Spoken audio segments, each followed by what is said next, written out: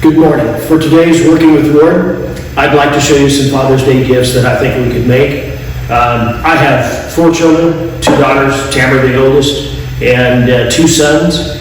And as they were growing up, we were pretty crafty and we didn't have a lot of money, so we would do things for each other instead of buying things for each other. In fact, I always joke that Tamara was only able to go window shopping. We didn't have enough money to do any more than that. So with that, let's get started, and I'll show you some crafts that I think your father's husbands would love. So these are the materials I'm going to use. Right now things are in a little bit of short supply, and so I had to buy a length of pipe this long, but you probably can go to your hardware store and they'll cut it to you whatever length you want. The caps, they're pre-made, so they're already ready to go. If you buy the pipe pre-cut, you don't even need a saw. You need absolutely no tools except maybe a paintbrush if you want to paint it. You do need some glue to glue the caps on the end of the pipe and seal it up, keep weather out of it. Actually, you can bury this if you want, and moisture isn't going to bother it. But you can hide it anywhere. Just remember to put a date on the outside so that you know when you want to open it on maybe your father's birthday. Okay. First thing is, if you haven't bought it pre-cut, is to cut the pipe to whatever dimension you want. So I wanted to cover this table, kind of an interesting story.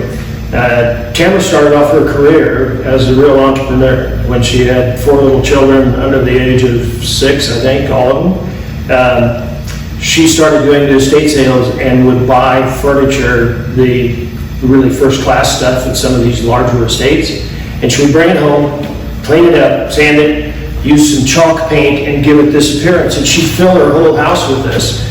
And twice a year she'd advertise on Facebook, and she would have a weekend sale where she would move all this furniture into her house, take all of her furniture out of the house, and have almost 1,000 people come through over 3 days, and she would sell it all. So I thought that was really entrepreneurial and adventuresome, and she did a great job, and it gave her a lot of notoriety and probably got her some opportunity to start the television show Bargain Mansions. So I'm going to paint my time capsule, and I think a good thing to put on it, the very first thing would be a date of when I want it to be opened. So that can be 5 years or 10 years or whatever you choose, but you can do something as crude as this, or if you're artistic, you can do it and put little hearts on the zeros or anything else you want to do. But this afternoon I have one of my granddaughters coming over and we're going to paint it together. So now that I've got one end of my time capsule sealed up, I'm going to start putting some mementos in there, little pictures, little notes.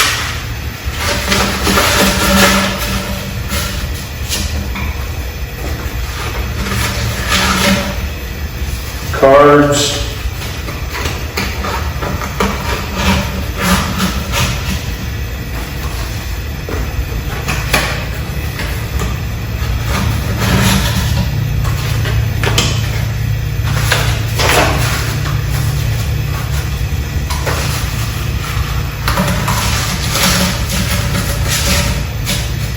This is going to be pretty exciting 10 years from now. So now, what you need is a 2-part system. So the one part is glue, the one part is primer. So the primer preps the plastic so that it seals it up.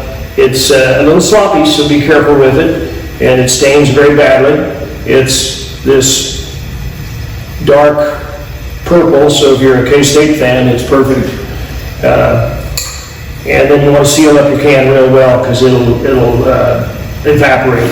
But I'm going to let this dry for a while, then just in exactly the same way, there's a brush on the end of the glue. I'm going to put glue on there, I'm going to put it on, seal it up, and this will be perfect and weatherproof for as long as you want to keep it buried.